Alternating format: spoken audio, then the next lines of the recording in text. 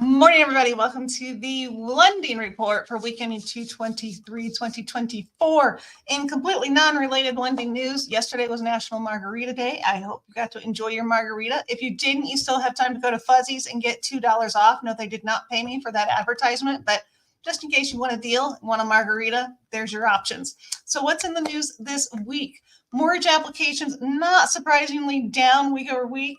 Purchase is down 10%, refinance is down 11% because interest rates continue to go up. Over 7% have been there for at least a week and a half at this point. Also, jobless claims. Initial claims fell 12,000 and continuing fell 27,000. So surprising information because it doesn't jive with what we're hearing from big corporations that say they're doing layoffs. So interesting that there's a disconnect between the numbers and information that we're getting and we're hearing. Last week, we talked about buy now, pay later. Got a little more information on this, which I find really interesting. 21% of people using the buy now, pay later to purchase groceries. So that means they're kicking the cost of buying groceries down the road. And that most purchases of people using this program are doing it for purchases under $250. So that speaks to the fact that people are having difficulty paying for things, in my opinion.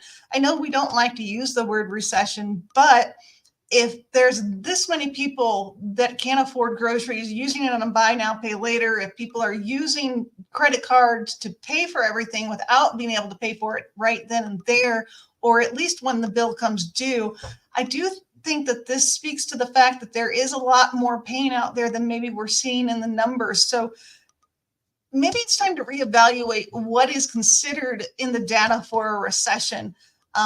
Just my opinion. I'd like to hear what your thoughts on that are. I know people aren't calling it at this point. There are a few people that are actually saying that we might actually already be in a mild recession, but just want to know what your opinion on the matter is. So this month we also got January existing home sales. That's not the screen I want to show you. So let's go here. Showing that month over month between December into January, we had a bump of 3.1%. So that's good. Median home prices being the national average was at 379,000. Again, this is not appreciation. Just for those of you who haven't watched me before, median just represents the mix of homes, those that sell. This is just an indication that more homes are selling at a lower price point as opposed to a higher price point, not anything to do with appreciation. Inventories at just over 1 million units, ticked up just a little bit, so that's good. And we're at a 3-month supply, but a normal market is 4.6 months. So very important, because without that lack of inventory, just cannot meet the demand. This will continue to support home values and home prices as they continue to appreciate. Days on market ticked up a little bit to 36 days, slowing just a little bit. Again, I do feel like that's because the interest rates have continued to bump up just a little bit.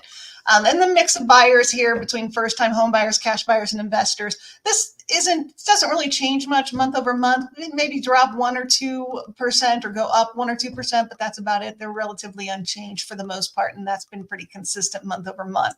Now, speaking to the Denver market, which I know you guys have more interest in, I just want you to see this as it relates to Denver in the comparison to the national numbers I've been giving you.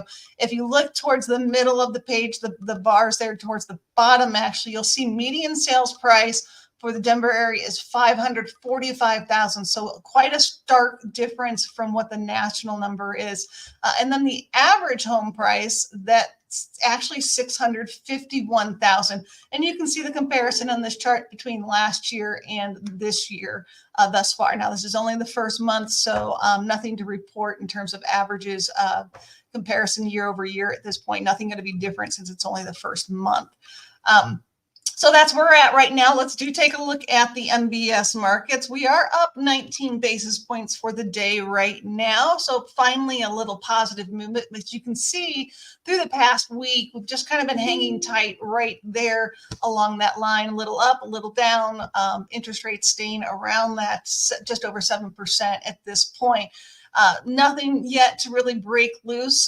The Feds continue to talk about the fact that they know they're probably going to cut this year, but they won't commit to anything. In fact, the latest from Fed members has been like, what's the rush? I'm like, what the rush is that people are hurting, they're feeling the pain, and you need to bring down those short-term interest rates so that their payments are better. But they apparently don't see that. So that's what's going on this week. Let me know what your thoughts are on the information. I do appreciate when you like and share my videos. And if you have any comments, I will certainly get back to you. Otherwise, have a great weekend. The weather looks like it's going to be great. I'll see you next week.